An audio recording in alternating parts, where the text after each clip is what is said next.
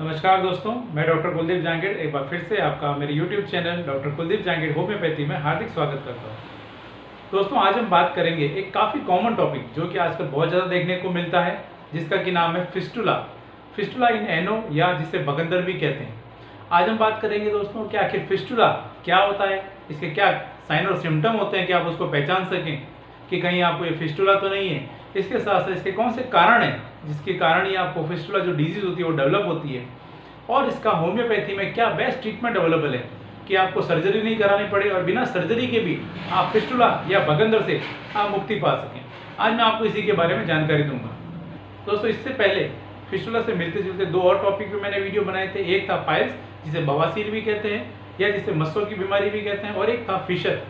Fisher यानी आपकी जब मल द्वार पे जब आपका स्टूल बहुत ज़्यादा हार्ड आता है, तो जिसके कारण आपको जब यानी आपको कॉन्स्टिपेशन हो जाता है, तो उसके कारण आपके मल द्वार पे कट लग जाते हैं, वहाँ पे क्रैक्स आ जाते हैं जो कि काफ़ी पेनफुल होते हैं, उसमें काफ़ी जलन होती है, जिसे कि फिशर कहते हैं। इस पर भी मैंने एक अलग से वीडियो बनाया है जो कि आप मेरे चैनल पर जाके आप देख सकते हैं। इन सब में भी होम्योपैथी में बहुत अच्छा ट्रीटमेंट है। आज पर्टिकुलर बेसिकली हम बात करेंगे फिस्टुला इन एनो की।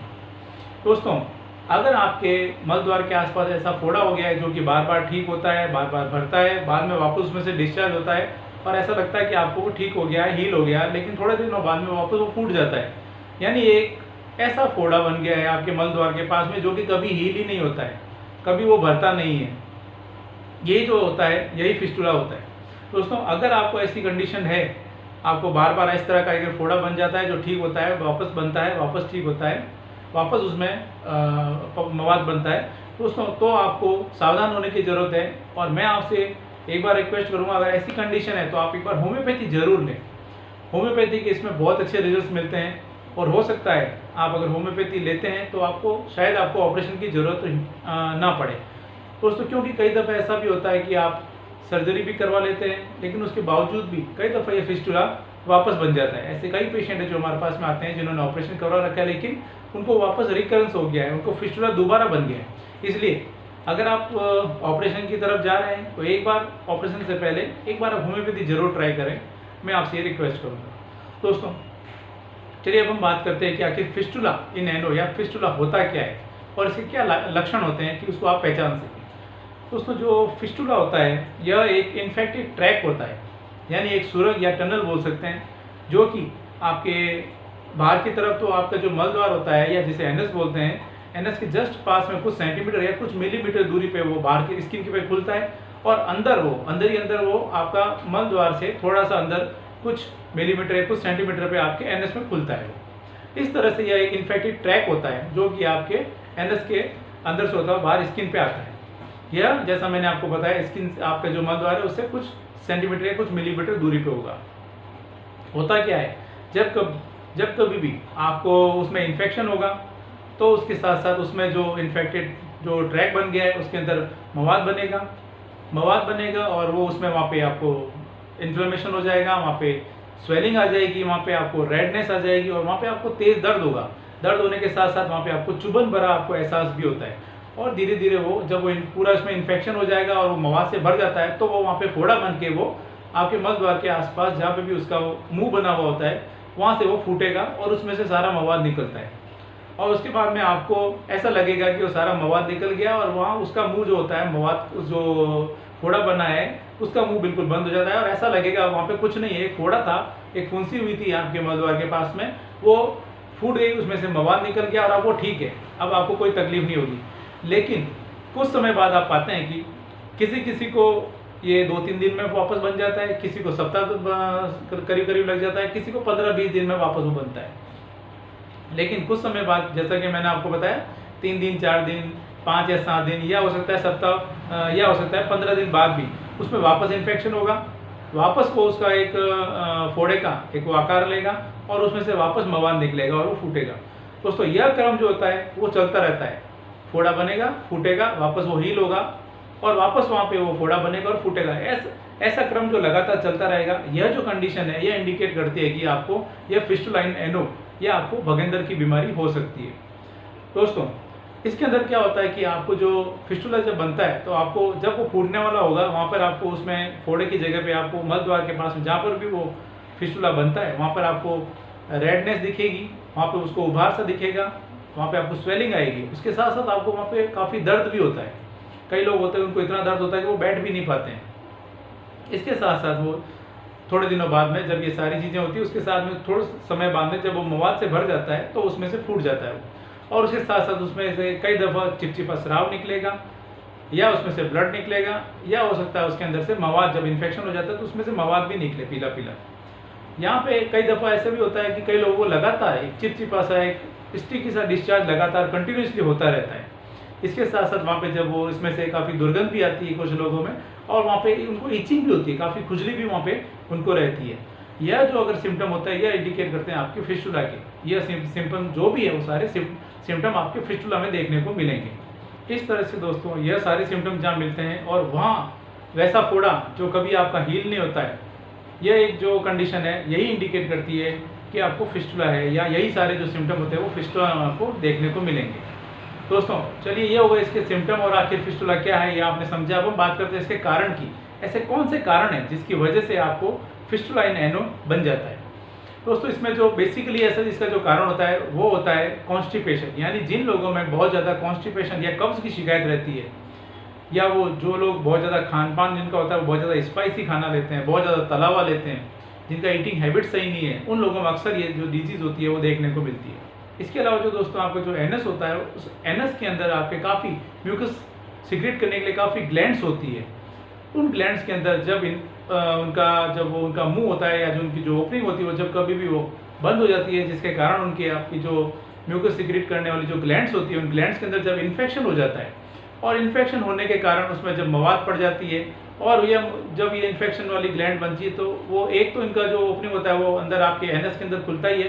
दूसरी जो ओपनिंग होती है धीरे धीरे करके आपकी जो एनस के पास में जो आउटर सरफेस होता है, स्किन जो होती है, स्किन पे धीरे धीरे वो उसका एक ओपनिंग बन जाता है, और इस तरह से एक कंटिन्यूस एक इन्फेक्टेड ट्रैक बन जाता है, जो कि अंदर तो वो एनस के अंदर जो है वो ग्लैंड्स वो खुल रही है, वहाँ पे ओपनिंग होती है। दूसरा वो एनस में जो ग्लैंड्स है, उन ग्लैंड्स में जब इन्फेक्शन हुआ है तो वो एक बाहर की जो आउटर सरफेस होती है स्किन की, मल द्वार के पास में, वहाँ पे खुल जाती है। इस तरह से जो कंटिन्यूस इन्फेक्टेड ट्रैक बन जाता है, यही कारण बनता है आगे जाके आपको फिस्टुला बनने का।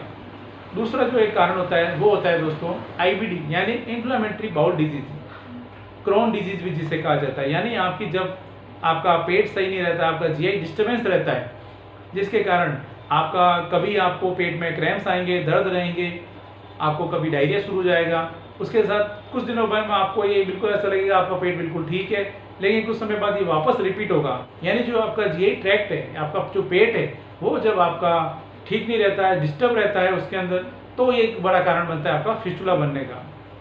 इसके अलावा जो दूसरा कारण होता है वो होता है ट्रॉमा, यानी आपके मलद्वार के आसपास जब कभी चोट लग जाती है तो उसकी चोट के कारण भी आपको वहाँ पे फिस्टुला डेवलप हो सकता है। इसके साथ साथ एक और जो कंडीशन होती है जिसको बोलते हैं डाइवर्टिकुलाइटिस, यानी आपका जो लार्ज इंटेस्टाइन होती है, लार्ज इंटेस्टाइन में जब एक पाउच जैसा स्ट्रक्चर जब कभी बन जाता है, और उसमें जब पाउच जैसा जो स्ट्रक्चर है जिसके अंदर कभी इन्फेक्शन हो जाता है, और वह इन्फेक्शन होने के कारण आपको मल द्वार के पास में आपको वहाँ पे फिस्टुला डेवलप हो सकता है। दोस्तों यह इसके मुख्य कारण हो गए हैं।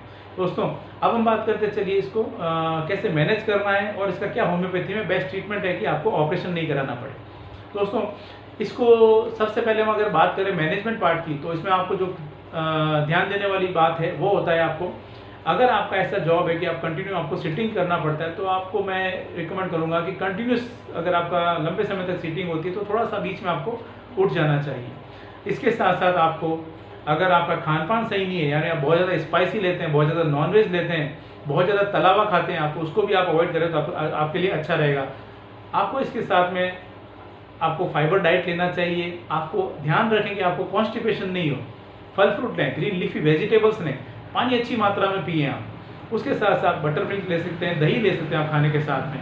आपका अगर पेट ठीक रहेगा, अगर आपको कॉन्स्टिपेशन नहीं होगा, तो आपको ये डिजीज़ जो है वो हो सकता है आपको डेवलप ना हो सकता है आपको फ्यूचर में कभी भी आपको ये डिजीज़ परेशान ना करे।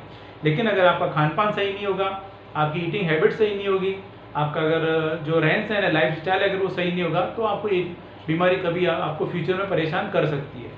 चलिए दोस्तों ये हो गया इसका मैनेजमेंट पार्ट। अब हम बात करते हैं कि इसमें कौन कौन सी मुख्य होम्योपैथिक मेडिसिन है जो कि आपको इसमें दी जाती है और जिसके कि बहुत अच्छे रिजल्ट देखने को मिलते हैं।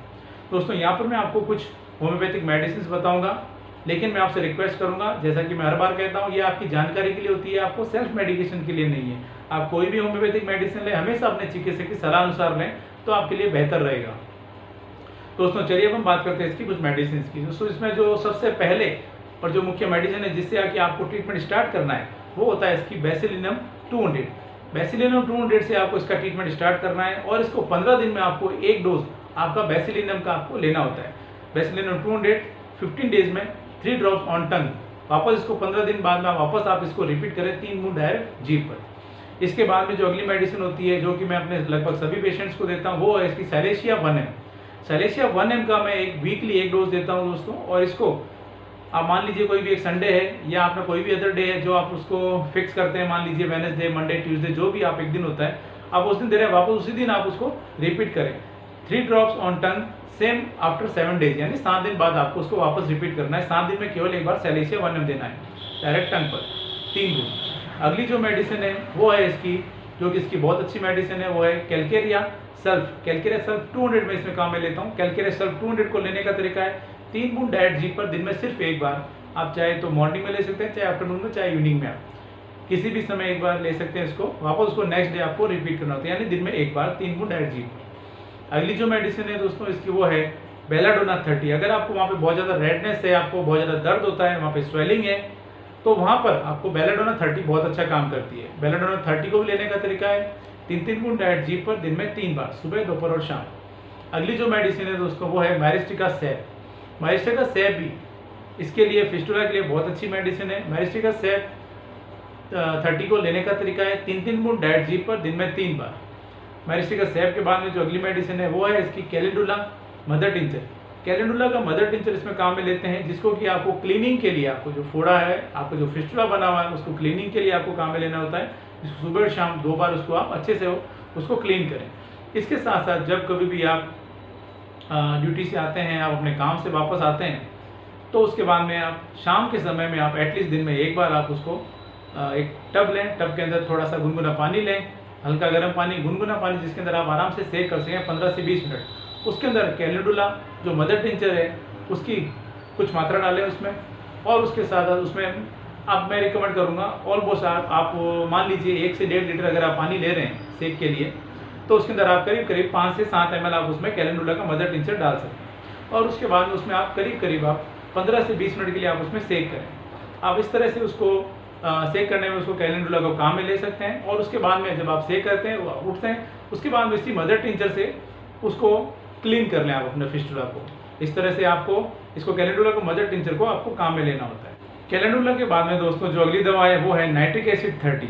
नाइट्रिक एसिड 30 वहाँ दी जाती है जहाँ पर आपको फिस्टुला में बहुत तेज दर्द होता है और आपके फिस्टुला से कंटिन्यूस लगातार वहाँ से आपको एक डिस्चार्ज या स्राव रिश्ता रहता है, वहाँ पे कंटिन्यूस ऊजिंग होता है।